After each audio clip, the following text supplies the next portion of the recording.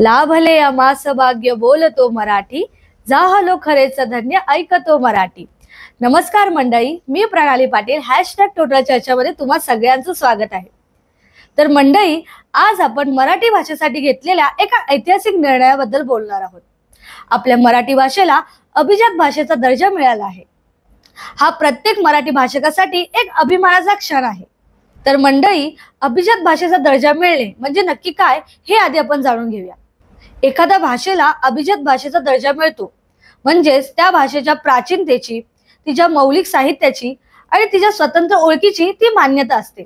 अभिजात भाषेचा दर्जा मिळण्यासाठी पुढील प्रमाणे निकष लागू होतात। 1. त्या भाषेचे प्राचीन साहित्य मोठे असावेत। 2. ती भाषा स्वतंत्र असावी। 3. त्या भाषेचे सांस्कृतिक महत्त्व मोठे असावे। मराठी भाषेने या सगळ्या निकषांची पूर्तता केली आहे। आपल्या भाषेतील संतांच्या अभंगांपासून ते आधुनिक काळातील साहित्यांपर्यंत मराठी भाषेने अनेक पिढ्यांना प्रेरणा दिली। अभिजात भाषेचा दर्जा मिळाल्यामुळे आता मराठी भाषेचा सांस्कृतिक, शैक्षणिक आणि प्रशासनिक स्तरावरही सन्मान वाढेल। मराठी भाषेचा अभ्यासक्रम अधिक गहन होईल, संशोधनाला चालना मिळेल आणि मराठी भाषेचा प्रचार मोठ्या प्रमाणात वाढेल। हा सन्मान आपल्यासाठी एक जबाबदारी घेऊन येतो।